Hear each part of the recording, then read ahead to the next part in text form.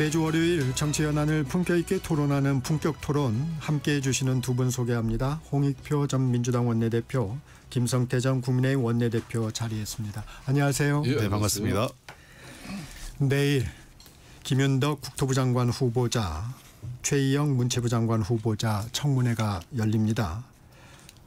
어떻게 좀 여야 어떻게 예상하세요, 김성태 대표님? 저도 국토교통위원회에서 김윤덕 지금 장관 내정자 같은 경우는 같이 일을 했는데 네. 사람이 크게 무리는 없는 사람이에요. 그렇다고 은행도 말 함부로 막말하고 이렇게 했다가 국회의원 이렇게 하면서 보면은 저 친구는 민원석 어떤 이해관계가 많은 일들을 가지고 이렇게 부처 공직자들에게 질의가 이어지고 또 그런 그게 대충 보이거든요. 네. 그런데 이분은 특별히 모르겠어요. 저 눈에는 별로 그런 거는 보이지 않고 그냥 이재명 대통령의 대표적인 찐명이 인사로서 아무래도 이 국토교통부 같은 건 문재인 정권이 사실상 부동산 3법으로 인해 가지고 경제정책하고 소득주도 성장정책 이런 걸로 가지고 이제 망가졌잖아요. 그렇다면은 이제 이 지금 국토교통부 장관 같은 경우는 원래는 그 국토교통위원회 지금 위원장하고 있는 명성규 위원장 이런 분은 국토교통부 2차관 출신이면서 처음부터 끝까지 국토교통부 일만 한 분이에요. 그런 예상을 떴고 김 위원장을 했는데 이런 분은 그런 대로 보지만은 다만 이제 최영 문체부 장관 같은 경우는 이분이 이제 그러니까 네이버 자회사죠. NHN 이 대표를 맡았었어요. 네. 이분이. 그렇기 때문에 지난주 문체위에 이렇게 제출한 서면 자료 이런 내용을 보면은 네이버 주식은 아무래도 직무 연관성하고 깊게 연관이 될 수밖에 없죠. 그런 만큼 그걸 후보자나 또 배우자와 또 이 장녀가 보유한 그 주식 전량을 갖다가 이제 조속히 매도한다는 그 입장은 명확히 밝혔지만, 네, 밝혔습니다. 그 전반적인 내용에 대해서는 앞으로 청문회 이전에 또 다른 장관들처럼 청문회 때 이렇게 입장 밝히겠다 이러지 말고 야당이 여기도 제대로 된 청문 자료를 제출해가지고 야당들이 제대로 들여다보고 국민을 대표해서 청문회가 이루어질 수 있는 그런 좀 이 두 사람은 좀 그런 패턴을 보여줬으면 좋겠어요. 홍표 대표님, 두 후보자는 좀 어떻습니까? 김윤덕 의원은 제가 잘 알고요. 네. 제가 문화체육관광위원장 할 때 같이 간사로서 야당 간사죠. 그래서 굉장히 그 일 성실하게 하시고 또 그 사무총장 맡아가지고 무난하게 지난번 대선까지 관리 잘 했기 때문에 저는 김윤덕 의원은 잘 하실 거라고 봐요. 그다음에 특별히 지금 김윤덕 의원과 관련돼서는 크게 문제가 야당 측에서도 일부 재산 신고할 때 약간 부정확하게 한 부분 지적하는 거 외에는 그게 큰 아주 금액이 크거나 또는 이분이 재산이 아주 많아가지고 문제가 네. 되는 상황이 아니기 때문에 부실 신고에 대해서는 본인도 죄송하다, 이게 제가 잘 못했던 것 같다, 꼼꼼하게 보지 못했다 이렇게 사과를 했기 때문에 청문회장에서도 그 정도 하고 하면 그거는 그냥 양해가 되지 않을까 생각되고요. 현재까지 도덕성 논란 아직까지는 문제되는 건 없다고 봅니다. 그리고 근데 국토교통위원회에서도 활동을 했기 때문에 전문성 문제에 대해서도 정책 전문성 그 문제에 대해서도 물론 이제 청문회 과정에서 답변을 잘 해야 되겠지만 현재까지는 전문성이 전혀 없는 사람이 된 거다 이런 얘기도 안 나오기 때문에 무난하게 저는 청문회가 통과되지 않을까 이렇게 보고요. 상대적으로 이제 좀 말이 많은 게 이제 최희영 씨인데 아무래도 돈이 많으면 네. 많은 대로 이제 우리 사회에서 논란이 되니까 네. 말씀하신 대로 네이버 자회사 대표도 하고 그 전에 또 이제 언론사 기자로도 계셨던 분이기 때문에 지금 논란이 되는 건 이제 증여세 관련된 부분, 그 다음에 이제 주식 직무 연관성 관련된 부분인데 주식이야 당연히 국회 공직자윤리위원회 이 신고를 다 합니다. 이게 직무 연관성 여부를 판단받으면 그에 따라 절차적으로 매각하거나 백지 신탁하거나 이런 방식으로 네. 처리하면 되기 때문에 그건 문제가 없을 거로 보고요. 증여세 관련돼도 현재까지는 본인은 다 납부했다. 네. 법에 따라 현찰을 증여했고 그에 따라 증여세를 다 납부했다. 자녀들이 이렇게 얘기를 하고 있기 때문에 이 문제는 자료를 통해서 소명하면 될 것 같습니다. 다만 조금 논란이 되는 부분은 이 부분이 있는 것 같아요. 당초 전혀 예상하지 못한 그 문체부 장관 후보자였거든요. 뭐 몇몇 후보자들이 있었는데 예상외로 되면서 지금까지 문화체육관광부 장관 같은 경우는 언론계 인사, 왜냐하면 이게 신문 쪽을 담당하기 때문에, 또는 문화계 인사로 했는데, 이번에는 문학 그 둘 다 벗어난, 그러니까 이제 산업계 인사가 그렇죠. 들어온 거죠. 네. 그런 측면에서 문화계 쪽에서는 조금 섭섭해하는 것 같긴 해요. 그러니까 너무 지나치게 문화를 산업적인 측면으로만 가려고 하는 거 아니냐. 자칫 그렇게 되면 그 전통 문화라든지 또 이런 부분에 대해서 지나치게 상업성을 강조하는 것 아니냐는 거에 대한 우려는 갖고 있더라고요. 근데 뭐 어쨌든 문화체육관광부 장관 본인이 하는 게 아니라 이 문화체육관광부 관련된 정책은 이재명 대통령이 후보 시절에 약속했던 공약도 있기 때문에 그런 공약을 잘 이해하고 청문회 과정에서 정책적 설명을 해서 문화예술계 쪽에 약간 불안감 이런 걸 해소할 필요는 있다고 봅니다. 그런데 이 최동석 신임 인사혁신처장 발언이 계속 논란입니다. 이 부분에 대해서는 좀 어떤 말씀 주시겠어요? 참 이재명 대통령실에서 인사검증은 누가 하고 누가 추천을 했는지 모르지만 물건을 제대로 골랐어요. 했던 간에. 예? 물건은 물건입니다. 했던 간에. 예? 역사적인 표현을. 난 참 이분 같은 경우는 저렇게 물론 정치를 하고 본인이 또 고위 공직자가 될 거라는 걸 누가 상상했겠습니까? 그래도 최소한 그래도 뭐 학식을 갖춘 분이고 그런 기반 속에서 본인이 유튜브 활동도 하고 뭐 또 평론도 하고 그런 뭐 입장이었다 하더라도 이분이 단 하나는 틀림없어요. 이재명 대통령에 대한 이 맹비 어천가는 정말 충성스럽게 때로는 감동을 주고 때로는 깊게 각인을 시키면서 저 사람 아무리 이재명 대통령이 정치를 하면서 대통령이 되기 과정까지 수많은 사람을 만났겠지만은 이 최동석 뭐 처장의 이 워딩은 딱 남았겠어요 보니까. 근데 어제 이제 이준석 개혁신당 의원이 이제 당 대표가 됐잖아요. 지난 뭐 또 5월달 대선 전국에도 이분이 말이야 이준석을 지지하는 2030이 있다면은 이 이준석보다도 훨씬 지적 수준이 떨어지는 그런 애들만 인석이 지지하고 있다. 이거는 네. 이준석뿐만 대표뿐만 아니라 2030 전문 이 청년층에 대해서 완전 집단 매도를 해버린 거거든요. 상당히 저는 심각하게 문제를 봐요.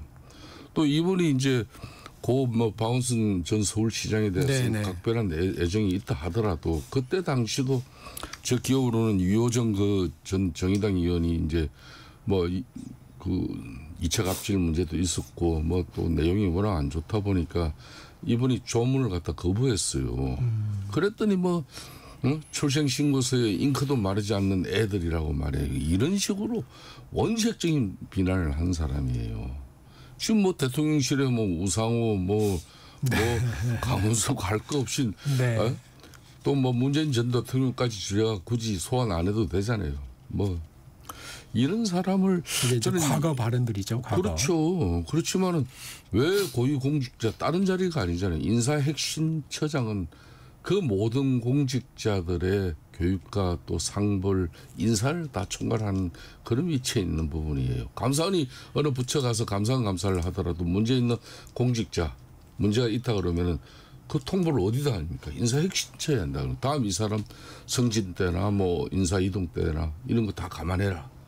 그럴 정도로 고위공직자로서 수준 높은 도덕성을 필요로 하는 자리인데 이 양반이 과거 은행을 이래놓고 지금 현재 인사핵심처장 제대로 하겠습니까?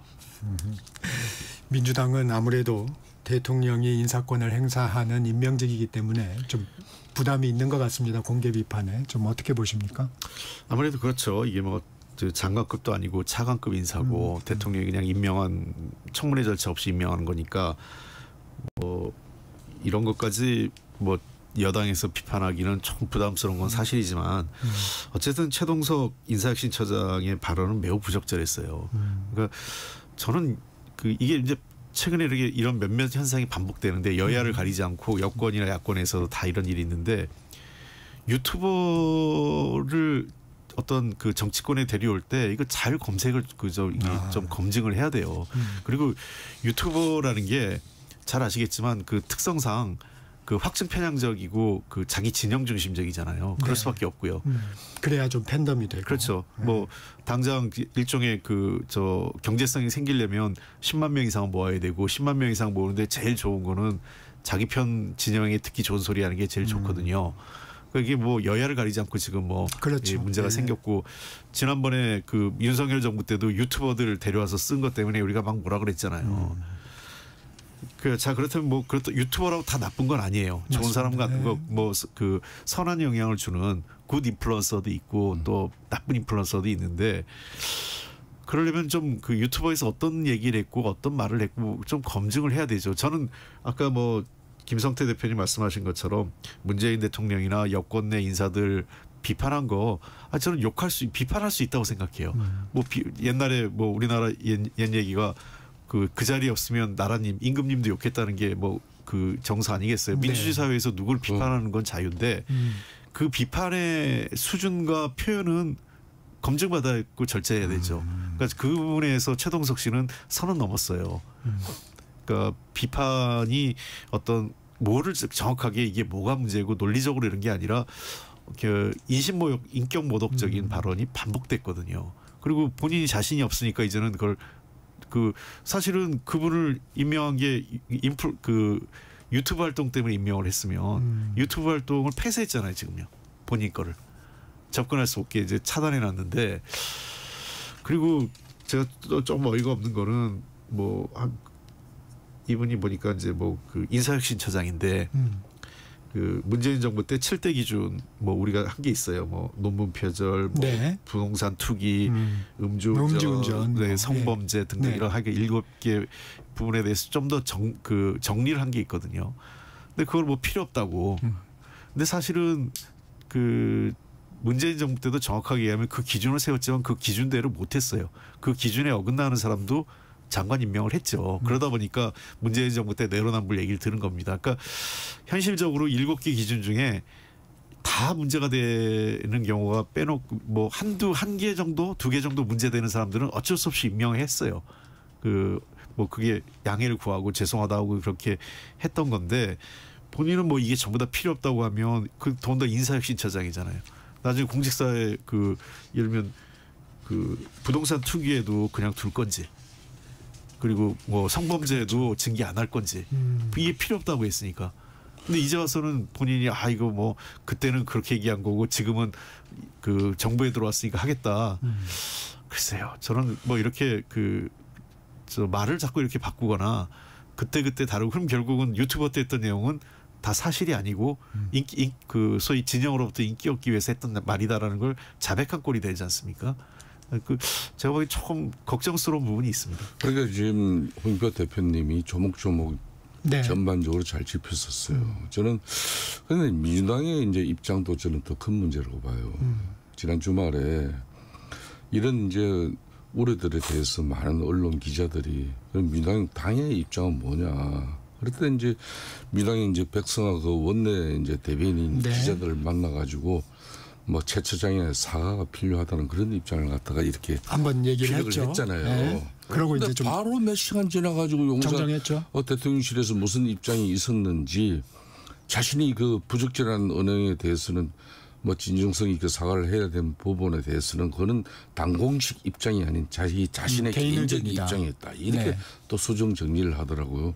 그 말은 그냥 뭐 이재명 대통령께서 각별히 또 생각하는 사람이니까 사실 민주당 안에서도 좀 제가 알는 민주당 인사들도 보글보글 하더라고요. 그렇지만 뭐 대통령실 입장이 뭐 완고하다면 뭐 어쩌겠냐 정권 네. 초기에 이런 건데 문제는 이 사람이 그럼 과거의 발언들에 대해서 지금 엄청난 그런 사회적 문제가 되고 우려가 있다 그러면은 진솔한 사과가 필요하잖아요. 그런데 그런 부분에 대해서도 일철 사과 없이 그냥 고위공직자로서의 과거 발언에 대해서는 뭐 말이 없어요. 가타부타.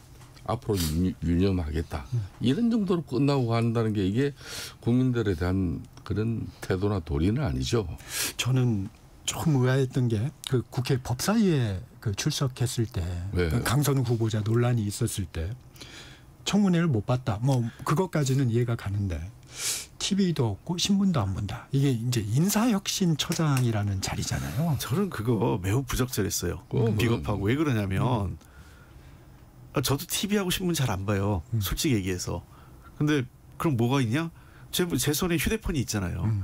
그러니까 스마트폰으로 다 요즘 다 하지 않습니까? 그 실제로 그 청문회 같은 내용 저도 방송 뭐 왔다 갔다 하고 또 개인 일정이 낮에 있기 때문에 쭉 볼 수가 없어요. 나중에 그 휴대폰으로 신문 기사 검색하거나 또는 유튜브 통해서 했던 내용들 다시 한번 리플레이 해가지고 보거나 이렇게 하는 건 하죠. 그러니까 말인즉슨 맞습니다. 뭐 집에 TV도 없고 신문도 안 본다. 그럴 수 있죠. 그런데 그렇다고 모른다라고 얘기할 수는 없는 거죠. 그러니까 본인이 유튜브 활동할 때 그러면 신문 안 보고 TV 안 보고 뭘로 그러면 그 당시에 비판할 때 네. 유튜브 활동할 때 뭐 했겠어요? 이건 전부 다 SNS나 저 포털 검색해서 기사 검색한 거 아니겠어요? 그러면 저는 이렇게 답했어야 돼요. 인사권자인 대통령께서 하신 인사이기 때문에 제가 인사혁신처장으로서 그에 대해서 뭐라고 하는 것은 맞지 않는 것 같습니다.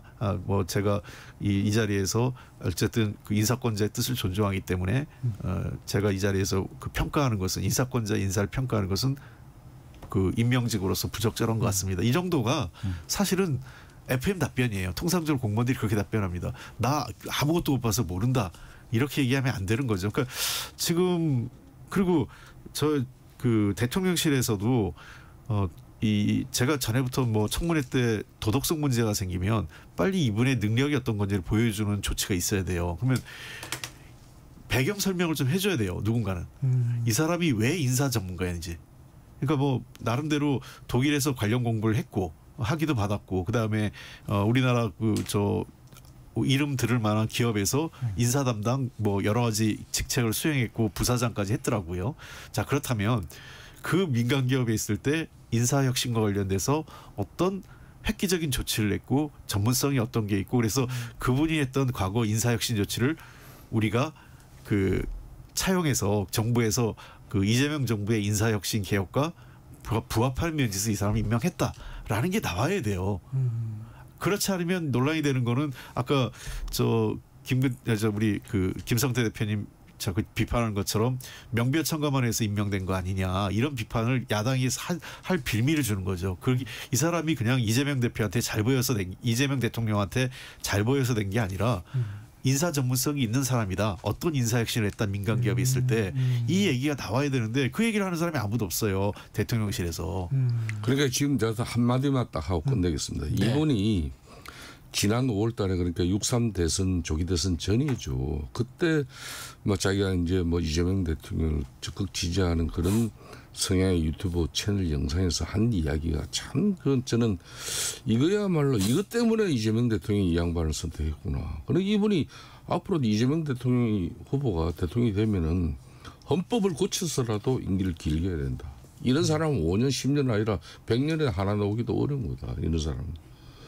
그렇게 참 명비청가를 예쳐대면서 또 전에 박원순 전 고 서울시장 계속 소환해서 더 소환하지 말고요. 네, 그렇습니다만 그런 성폭력 사건을 두고도 피해자와 가해자가 바뀌었다. 이런 개변을 가지고 지금까지의 어떤 자기의 정치적 성향 유튜버로서의 사회 그런 엄청난 논란 무리를 빚었다 그러면은 그런 뭐 고위공직자 안 한다고 한 다음에야 뭐 본인 뭐 그렇게 하든 말든 그건 누가 탓할 일은 아니에요. 그렇지만 이런 사람이 전체 공직자를 관리하는 그런 인사혁신처장으로는 맞지 않다는 이야기입니다. 그걸 이재명 대통령께서 지금 심각하게 고민하고 판단해야 될 문제라는 거죠. 제가 한마디만 더 하면 저도 몰랐어요. 어떤 분인지를. 처음에 어디선가 제가 저한테 물어봤길래 전 커리어만 보고 뭐 능력이 전문성을 보고 평가한 거 아니냐. 기업에서도 그 인사 담당 부사장도 하고 자 그렇기 때문에 저는 어쨌든 대통령의 인사권을 저도 존중하고 있고 차관급 인사이기 때문에 뭐 논란이 있지만 부적절한 발언에 대해서는 본인이 한번 사과를 하는 게 필요한데 이 논란을 해소하려면 빨리 저는 왜 어떤 전문성이 있고 과거에 어떤 인사혁신을 했는지 임명의 배경이 된 그렇습니다. 핵심적인 이유. 핵심적인 이유를 그거를 좀 그 대통령 인사수석이라든지 뭐 아니면 정무수석께서 한번 나서서 얘기해 주는지 언론에 한번 이걸 그 얘기를 해줘야 돼요. 그렇지 않으면 계속 그 이분에 대해서 따라다니는 거는 논란 그 부적절한 그 표현, 그 다음에 그 뭐 과도한 진영 논리 이런 거로만 논란이 되기 때문에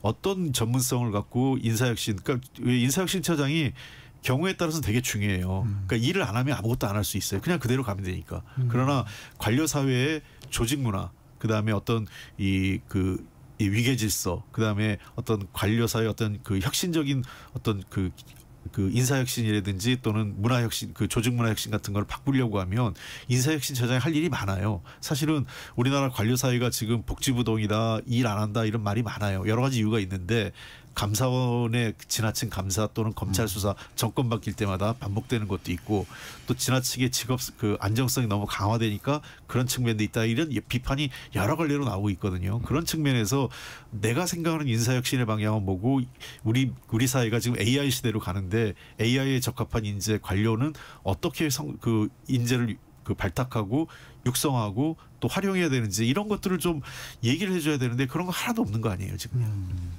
자, 특검 얘기로 좀 넘어가 보겠습니다.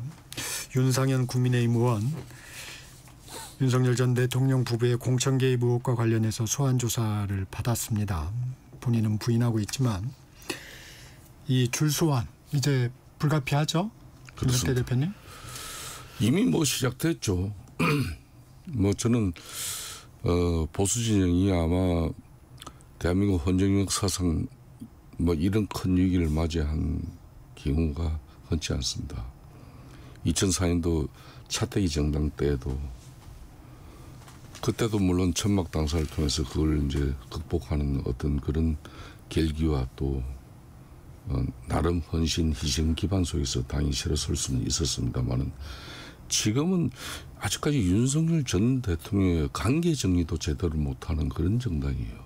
그러다 보니까 이게 이제 특검이라고 해가지고 이 특검은 2년 한 8개월 가까운 윤석열 전 대통령의 국정 운영 전반을 다 들여다볼 수 있어요. 이 특검 책임은. 그러면 당연히 당정 관계고 집권 세력이었던 국민의힘 입장에서는 이런저런 구실로 안 엮일 수가 없어요. 그러니까 제가 이 방송을 통해서도 늘 야당은 야당답게 국민의 신뢰를 회복하는 그런 야당으로서 바로 서야만이 이 특검도 무분별한 그런 특검의 양상은 가져가지 않는다. 핀셋으로 정확하게 윤석열 대통령 내외와 정말 국정농단이라든지 사욕을 위해서 이 대통령 권력을 잘못 사용한 부분이 있다면 그건 발본시행해야죠. 협조해야 되는 것이고. 저는 그런 측면에서 윤석열 전 대표가 어제 일요일 9시경 들어갔죠. 근데 새벽 1시경이 나왔어요. 12시가 넘어가지고. 아주 강도 높은 수사가 이루어졌다고 봐야 되는 거 아닙니까?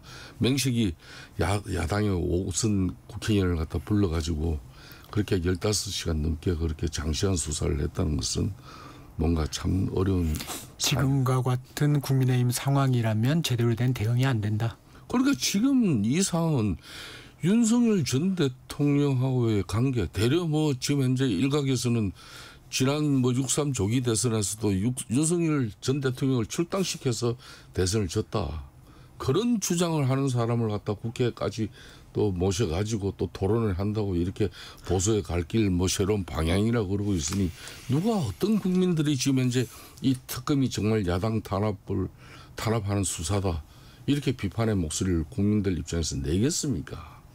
이 국민의힘 입장에서는 과거 윤석열 전 대통령의 13 비상계엄의 그 오판은 이건 잘못된 거고 우리 당론으로서도 이걸 지금 비대위원회에서 윤인수 혁신위가 제시한 그런 내용을 뭐 다음 당규 전문에 싣고 우리가 새롭게 태어나겠다. 그런 다음에 윤석열 측근에 호가고 이 측근 세력들 책임질 사람은 이런 때 왜 특검에 의해서 죽으려고 그럽니까? 자신들이 자발적으로 이 당이 새롭게 국민들의 신뢰를 회복하는 그런 반성과 쇄신의 그런 선상에서 자기를 희생양으로 이렇게 이 당이 거듭서는 그런 측면에서의 진정한 그 희생을 고민해야 되는 거지. 나는 너무 안타까워요. 국민의힘 의원들에 대한 특검의 수사 지금 어떻게 좀 보고 계십니까? 지금 이제 그 뭐 여러 개 있는데 요거만 좀 얘기할게요. 명태균 게이트 관련돼서 지금 윤상현 의원은 한 가지 속보 지금 전해드리면 김건희 특검이 이준석 개혁신당 대표의 저택을 압수수색하고 있다고 합니다. 네. 그러니까 지금 이게 다 명태균 게이트입니다. 사실 연계되어 있는 게. 네. 잘 아시는 것처럼 사실은 명태균 씨하고 제일 가까웠던 거는 정치권 안팎에서 한 거는 김정인 전 비대위원장하고 굉장히 가깝다는 게 지금 소문이 파다한 거고요. 그러면서 그 당시에 그 이준석 후보 그때 뭐라 그럴까요? 그냥 당원으로 있을 때 평당원으로 있을 때 이준석 당대표가 되는 과정에서도 사실 명태균 씨가 역할을 했다라고 지금 명태균 씨 본인이 얘기를 하고 있는 거 아니겠어요? 그리고 이 윤상현 의원이 제가 보기에는 일종의 그 뭐랄까요, 그 뚝과 같은 역할을 할 거예요. 방어선. 윤상현 의원이 뚫리면 전방위적으로서 확대가 될 겁니다. 이미 근데 검찰 쪽에서는 특검 쪽에서는 일정하게 자료를 좀 확보했는지 피의자로 신분을 해서 지금 가택 수사나 그 압수수색 영장을 지금 발부받아서 수색을 했거든요. 그런 측면에서는 일정 정도 특검은 윤상현 의원에 대한 자신감을 갖고 있는 거고, 수사에 대해서 만약에 윤상현 의원이 뚫린다면 그 당시에 당대표가 이준석 당대표였어요. 네, 그렇죠. 그렇기 때문에 보면 그 명태균 씨하고 그 통화 내용이 나오잖아요. 그러니까 도리어 김영선 당시 그 후보가 공천을 받을 수 있을지 못 받을지 관련 내용을 이준석 그 당시 당대표가 명태균 씨한테 알려줘요. 그러면서 대통령한테 전화하고 대통령이 윤상현한테 내가 얘기했는데 말을 안 듣네, 뭐 이런 얘기들이 나오기 시작하는 거거든요. 그러니까 그러면 뭐냐, 그 당시에 지방선거 당시 기간이거든요. 지방선거 당시에 이건 이제 보궐선거였죠. 그리고 또 보궐선거 관련돼서 또 다른 분들 얘기도 많이 나오고 있어요. 그러니까 만약에 윤상현 의원이 일정 정도 이런 그 부당한 공천 관련 대통령실과 연계된 부당한 공천 개입 논란이 확인된다면 그 이후에 전방위적으로서 확대될 것 같아요. 거기에는 뭐 이준석 당대표도 그 당시 당대표도 자유로울 수 없고, 뭐 경남 쪽에 여러 의원들 거론된 사람도 있지 않습니까? 심지어 홍준표 시장까지도 지금 어떻게 될지 모르는 상황이에요. 그러니까 등등 제가 보기에는 상당히 그 윤상현 의원의 그 수사 결과가 이후에 그 확산되는 여부로 보는데, 검찰이 이준석 그 전 대표까지도 수사하는 걸 봐서는 상당한 자신감을 갖고 지금 하고 있는 거 아닌가 보입니다. 이게 검찰이 이런 압수수색 영장이나 이런 걸 발부받았다는 건 어느 정도 이 수사에 뭐라 그럴까요? 설득력이 지금 있다는 게 법원이 발부하는 거 아니겠습니까? 그렇죠. 법원이 발부할 때는 사안의 중대성 그리고 일정 정도 그 검찰 주장에 그 근거나 그 타당성이 있다고 판단되는 것, 그리고 즉각적으로 압수수색을 해야 될 필요성, 이 세 가지 갖고 판단을 하기 때문에 그런 측면에서는 법원에서도 일정 부분 검찰의 의견을 수용한 거라고 볼 수 있겠죠. 물론 막 이렇다고 해서 유죄가 그렇죠. 확인된 건 아니지만 상당한 범죄 혐의에 대한 검찰의 그 가지고 있는 범죄 혐의를 갖고 있다는 검찰의 뜻을 상당 부분 손을 들어준 거죠. 네. 품격 토론 잠시 쉬어가겠습니다. 전하는 말씀 듣고 3부에서 품격 토론 이어가겠습니다.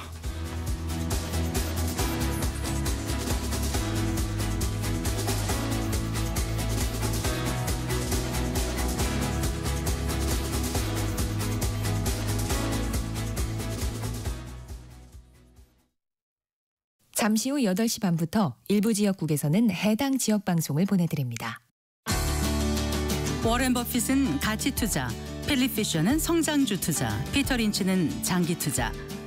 방법은 달라도 목표는 하나. 성기영의 경제쇼가 성공의 길로 안내합니다. 깊이 있게, 명쾌하게, 지금 이 시대 경제에 관한 모든 것을 알려드립니다. 평일 오후 4시 5분 성기영의 경제쇼와 함께하십시오.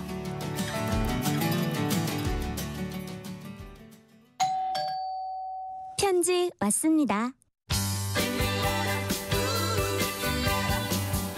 퇴근길 지친 당신에게 힘이 되는 뉴스를 전해드립니다. 매일 저녁 5시 5분 당신과 함께 읽는 세상 이야기 KBS 1라디오 뉴스레터 K. 지금 시각은 8시 30분입니다. KBS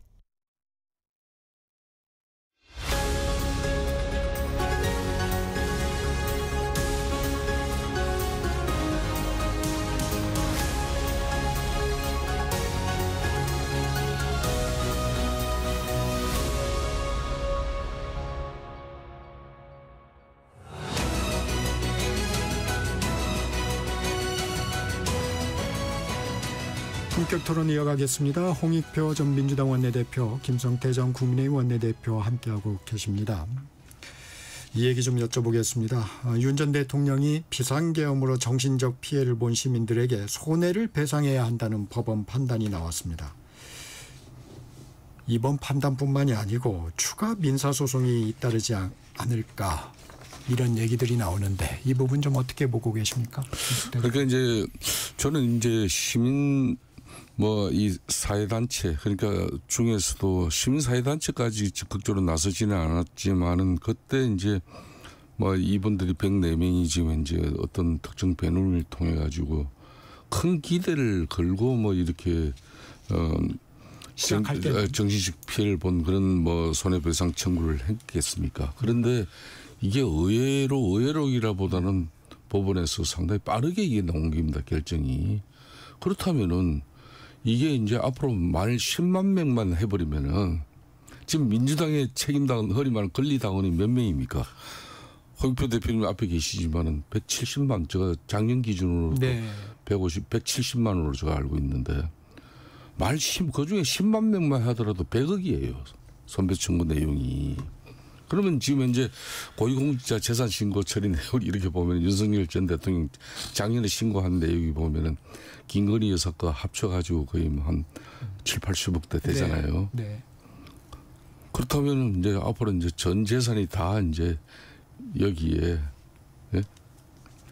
이 손해배상 금액을 감당도 못하는 내용이죠. 결론은 지금부터는 진짜 이제 변호사 비용 만약 이 상황이 벌어지고 난 이후에는 법적 여러 가지 상황이 또 있을 때 이제 변호사 비용도 제대로 조달할 수도 없는 그런 어려움에 처할 수밖에 없는 그런 이거는 상당히 중요한 어떤 저런 결정이라고 봐요, 판결이. 과거에 우리가 그 조전혁 전 의원이 정교조의 문제를 가지고 그죠? 국회에서 그걸 이제 손배 청구를 들어와가지고 저 조전혁 전 의원 같은 경우는 그걸 갖다가 얼마 전까지도 제가 아직도 그러니까 가정이 완전 피폐해져 버렸죠, 그분이.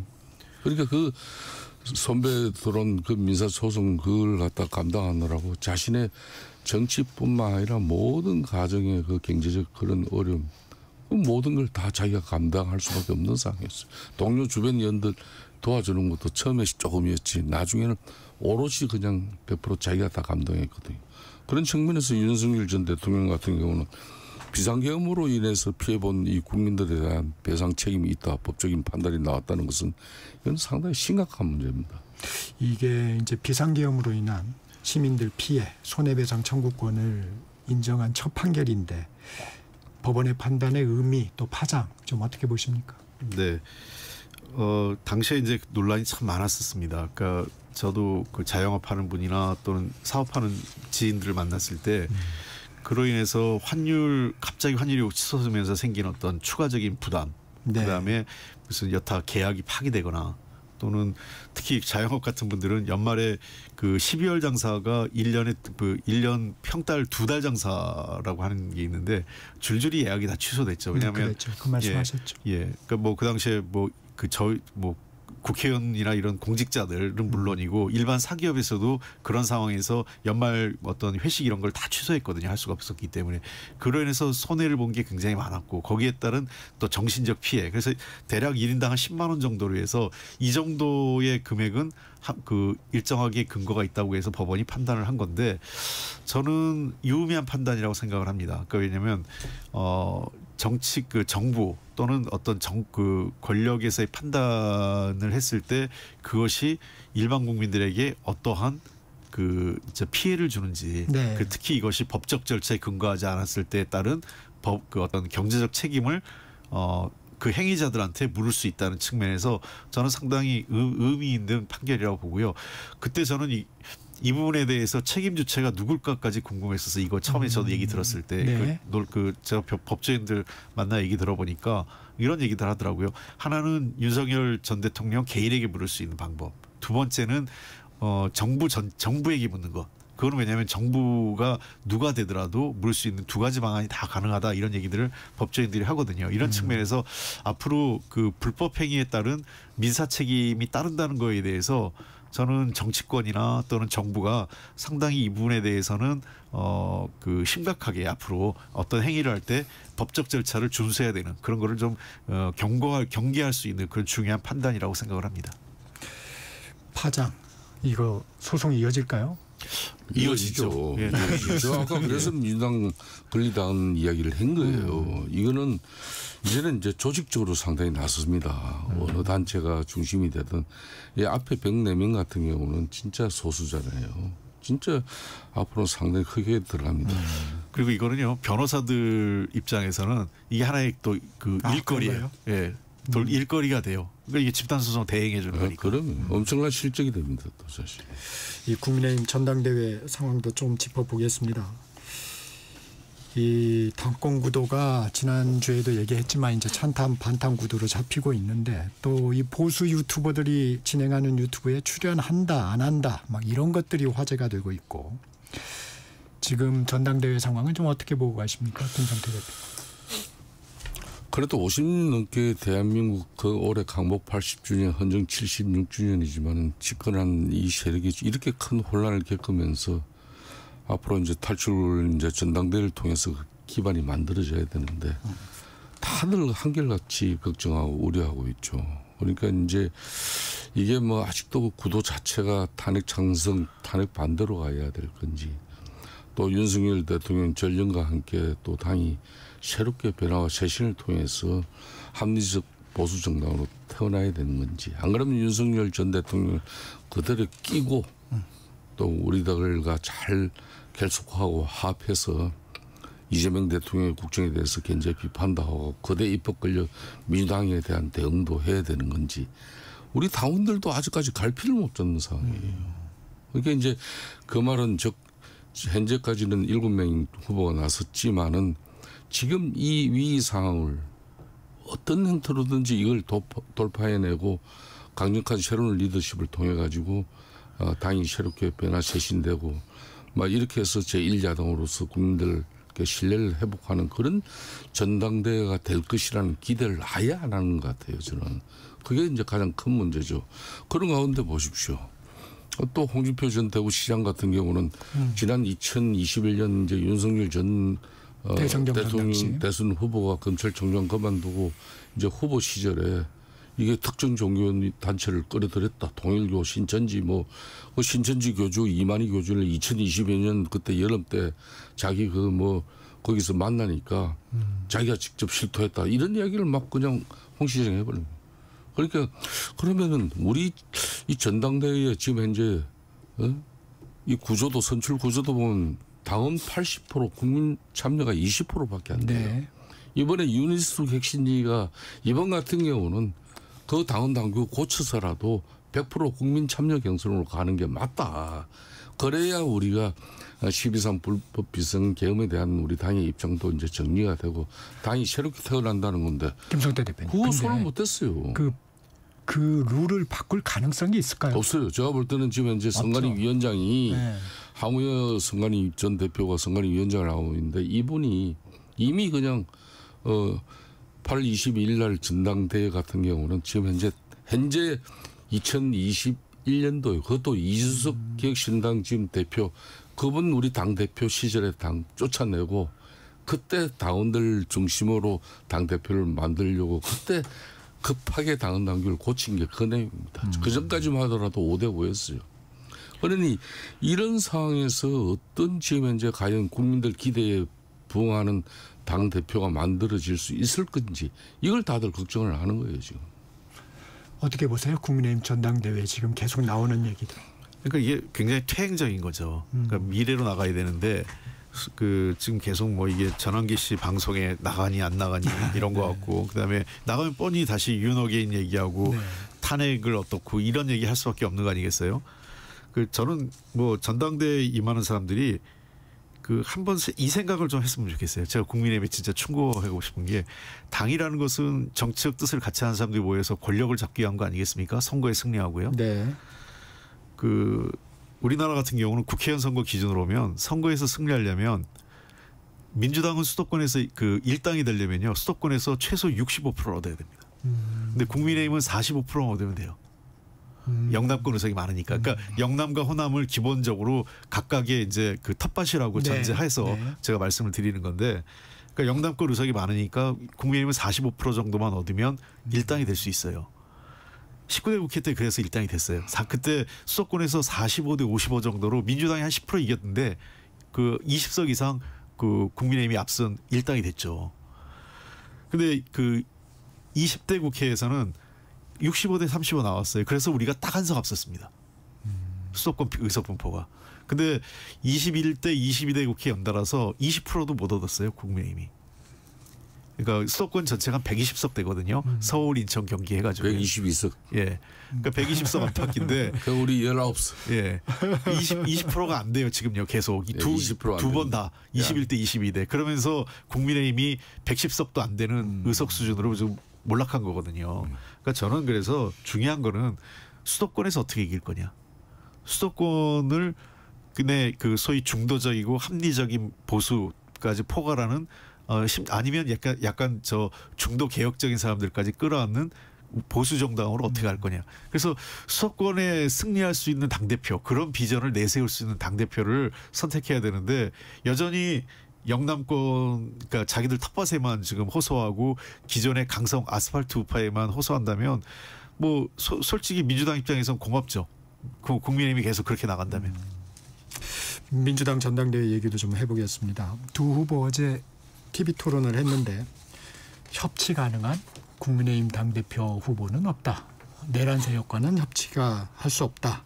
이런 입장을 얘기했습니다. 또 박찬대 후보 윤 전 대통령 관저 앞에서 시위를 벌였던 국민의힘 의원 45명에 대한 제명 촉구 결의안을 제출했습니다. 이런 부분들 물론 지금 뭐 당권 경쟁 중이긴 하지만 좀 어떻게 보고 계십니까? 초반 분명히 박찬대 후보가 지금 열세지 않습니까? 그러면 충청 이제 영남에서 이미 그냥 20% 넘게 큰 차이죠. 아주 큰 차이로 지금 열세이기 때문에 그걸 만회하기 위해서 지금 이제 박찬대 후보 입장에서는 두 가지 승부수를 걸었어요. 하나는 결국은 이제 두 분 다 정청래하고 뭐 찐명이라고 그러고 두 분 다 충성명설은 틀림없는 사람들이에요. 두 사람 다 한결같이 이재명 대통령이 성공을 해서 자신의 모든 것을 던지고 버리겠다. 그런데 그 중에서도 솔로몬 지혜 법정에서도 결국은 누구를 선택하느냐. 결국은 친모를 선택하지 않냐. 그런 측면에서 박찬대 후보는 강선우 그때 여가부 장관 후보 내정자를 갖다 이걸 민심의 뜻으로 대통령실에 자신의 소신으로 이렇게 반영시킨 그 결과고 그렇게 해서 강선우 후보가 낙마했고 그만큼 이제 이재명 대통령실의 맹심은 나에게 있다. 또 그래놓고 그 부분은 그런 정도로 민심에 부응하는 민당 집권 세력의 후보가 되겠다. 그게 나다. 이렇게 정리를 해놓고 또 한편으로는 이게 정청래 후보 입장에서는 이게 뭐 상대 국민의힘을 내란 정당으로 몰아가지고 그 부분에 대해서는 너무 자신이 좀 떨어져 보이니까 한남동 간저가서 바리케이트 치고 윤석열 대통령 체포영장 집행을 저지한 그 세력들 앞으로 국회의원 제명시키겠다. 이렇게 강성을 또 둔 거거든요. 이제 제가 볼 때는 다 할 만큼 다 했어요. 거기에 어제 이제 정청래 후보 입장에서도 그러면 본인이 뭐 유연한 입장 자신은 아예 지금 국민의힘 이 내란 세력들하고는 내야 관계를 가질 수가 없다. 상당히 참 집권 세력은 그래도 참 야당을 이재명 대통령 혼자만 협치 정국 이야기하면 뭐합니까? 그걸 실천한 것은 당이 해야 되는데 그러니까 결론은 엇박자가 나고 말이 안 맞는 지금 상황이라는 거죠. 홍익표 대표님. 선거 국면이기 때문에요. 왜냐하면 지금 뭐 우리 당에서 지금 현재로 봐서는 당원들의 결국은 이제 당원들이 그 유권자잖아요. 당심이 어디에 있느냐. 그러니까 우리 당 같은 경우는 지금 당원들의 그 권한이 굉장히 강하고 당원 주권 시대라고 지금 돼 있기 때문에 당원들은 좀 더 강하게 개혁을 밀어붙이고 그다음에 그 소위 그 뭐 내란 세력 뭐 그런 그 비상계엄의 쿠데타에 가담한 세력들에 대한 청산을 좀 강하게 주장하고 있기 때문에 저는 그런 부분에 대해서는 그 불가피하게 이렇게 얘기할 수밖에 없다. 그래서 저는 늘 얘기했지만 국민의힘이 윤석열 전 대통령과 소위 내란과 가담했던 사람하고 절연해야 그 이 민주당과 그 국민의힘이 뭐 협치를 하든 그때 뭐 통합을 하든 그런 여지가 생긴다 이렇게 봅니다. 그런 측면에서 이건 동전의 앞뒷면 같은데요. 민주당에게 협치를 요구하기보다는 국민의힘이 혁신하고 변화해야 되는 게 먼저 전제돼야 되고 또 그렇게 되면 이 새로운 누가 당대표가 되더라도 이제 야당이 바뀌었다. 그렇기 때문에 이제는 야당과 함께 국정을 논의하자. 왜냐하면 이재명 대통령도 그런 생각을 갖고 있기 때문에 저는 지금 선거 국면과 실제로 양당의 지금 전당대회가 서로 동전의 앞뒷면처럼 가고 있어요. 그런 측면에서 국민의힘은 혁신하고 그다음에 새로운 민주당은 혁신된 국민의힘과 대화할 수 있는 자세는 가지고 있다고 봅니다. 다만 그렇지 않은 상태. 현재 다시 뭐 전환길 소환하고 윤어게인 하는데 대화 협치를 얘기할 수 없겠죠. 당 그 대표 후보자들이. 여기까지 듣겠습니다. 본격 토론 홍익표 전 민주당 원내대표, 김성태 전 국민의힘 원내대표와 함께했습니다. 고맙습니다. 예, 감사합니다. 정격